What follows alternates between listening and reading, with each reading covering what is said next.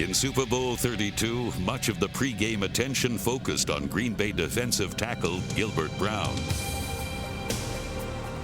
Many experts believed he was the Packer that Denver had to control to run the ball effectively.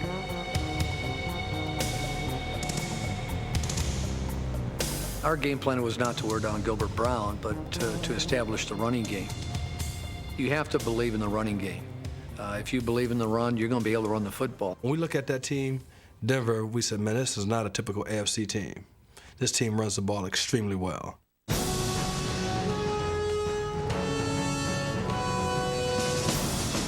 What's important to remember is that the twin pillars of the Broncos' running game were the stretch play and the toss play. Plays designed to attack the outside edges of the defense, not inside between the tackles, where Gilbert Brown was solely effective.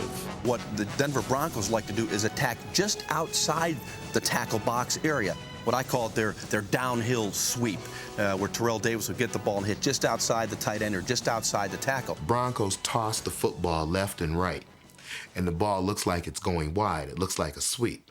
But actually what they do is as soon as Terrell gets the ball, he looks to see where the defenders are going because his offensive linemen are going to basically take them where they want to go. If they jump outside looking for a sweep, they'll push him outside, and you'll see him cut that ball up sometimes right over the guard spot, and he's running what we call downhill. I mean, he's got great body lean. He's running hard. He is running at you. You're not going to flag him with an arm. If you jump inside and you try to just hold your ground there, he has the speed to beat you outside. The brilliance of Mike Shanahan's game plan in Super Bowl 32 was his understanding that strong safety Leroy Butler, not Gilbert Brown, was the Packer that had to be neutralized in the running game.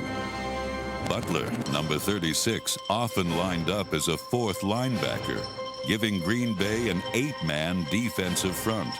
He was the man who could not be accounted for in the offensive blocking scheme.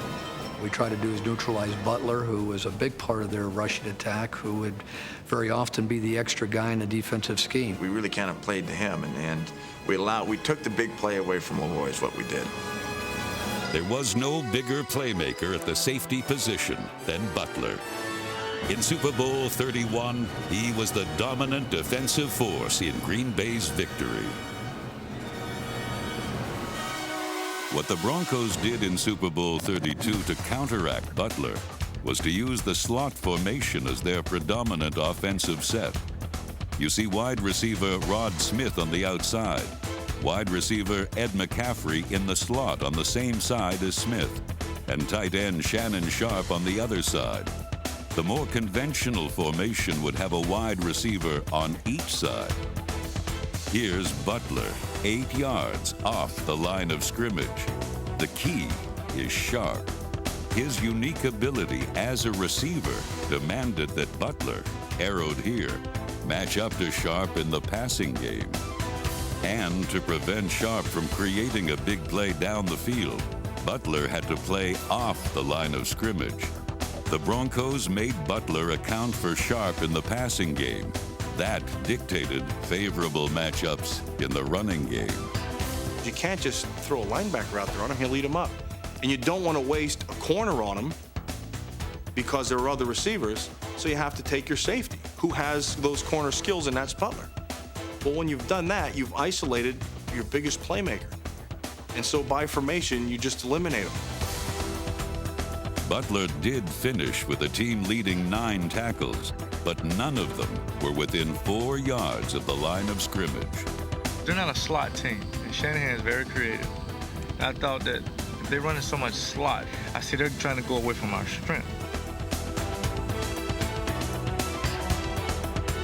It was the ideal position that Denver had him in, where he couldn't make plays, because I really feel that Denver felt going into that game they could control the Packer front 7. If we got 7-on-7, then we were going to be able to run the football, and that's exactly what we got with formation. It seems as if they had game plans since last minicamp. Everything worked. All the running plays worked. Davis ran for 157 yards, despite missing almost the entire second quarter with a migraine. After a while, they were just dictating to us whatever they wanted to do. I should have been able to use my skills to disrupt that, but I wasn't able to do that. Davis 50, 10, 5, Davis! The difference in Super Bowl 32 was a brilliantly conceived strategy whose beauty lay in its simplicity. Get Burns!